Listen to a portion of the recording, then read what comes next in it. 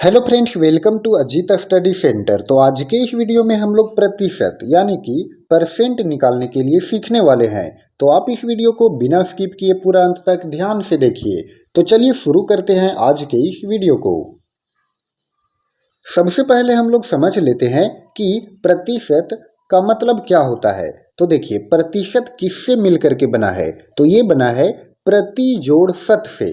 प्रतिशत जो है वो किससे मिलकर के बना है, तो प्रतिशत मिलकर के बना हुआ है प्रति जोड़ शत, यानी कि पर प्लस सेंट। पर का मतलब प्रति और सेंट का मतलब सेंचुरी, यानी कि शत। शत का मतलब होता है 100। तो इस तरह से प्रतिशत का मतलब हो गया प्रत्येक 100 के ऊपर। तो देखिए, यहाँ पर सवाल है 800 रुपया का 30% क्या होगा। तो इसका कहने का तात्पर्य ये हुआ कि 100 रुपया में 30%, यानी कि जब हम लोग 100 रुपया में 30%, यानी कि 100 रुपया का जब हम 30% निकालेंगे तो ये हो जाएगा 30 रुपया।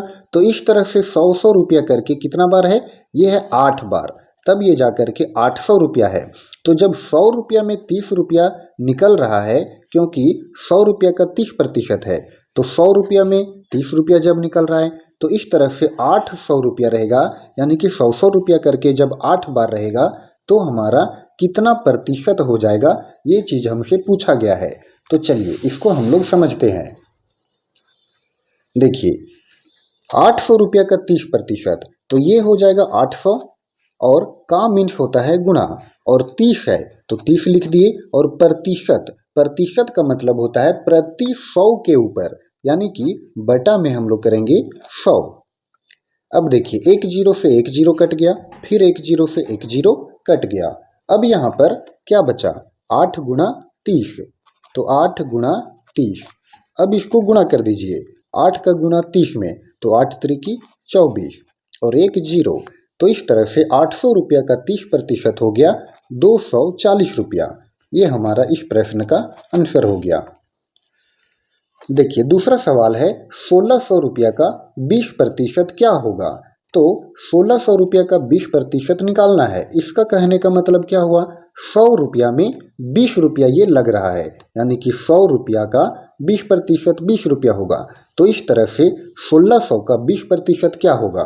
तो देखिए, 1600 है तो 1600 लिखे, का मीन्स गुणा, और 20% यानी कि 20 और बटा में 100। बटा में 100 क्यों, क्योंकि यहाँ पर प्रतिशत है, और प्रतिशत का मतलब होता है प्रति 100 के ऊपर। तो यहाँ पर हो गया 20/100। अब देखिए, एक जीरो से एक जीरो कट गया, फिर एक जीरो से एक जीरो कट गया। अब यहाँ पर क्या बचा, यहाँ बचा 16 गुणा 20। अब इसको गुणा कर दीजिए, 16 का 20 से गुणा कीजिए, तो 16 दूनी 32, और एक यहाँ पर जीरो है। तो इस तरह से 1600 रुपया का 20% हो गया 320 रुपया। तो यहाँ पर रुपया लिख देंगे।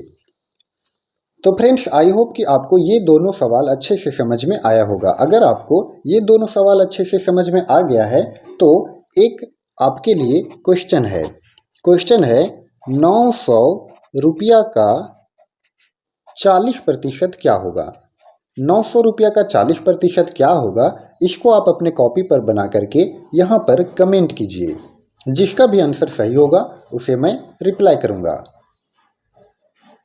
तो फ्रेंड्स, आई होप कि आपको दोनों प्रश्न समझ में आया होगा। तो अगर आपको ये वीडियो पसंद आया हो तो आप इस वीडियो को लाइक करें, और चैनल पर नए हो तो चैनल को भी सब्सक्राइब करें। धन्यवाद।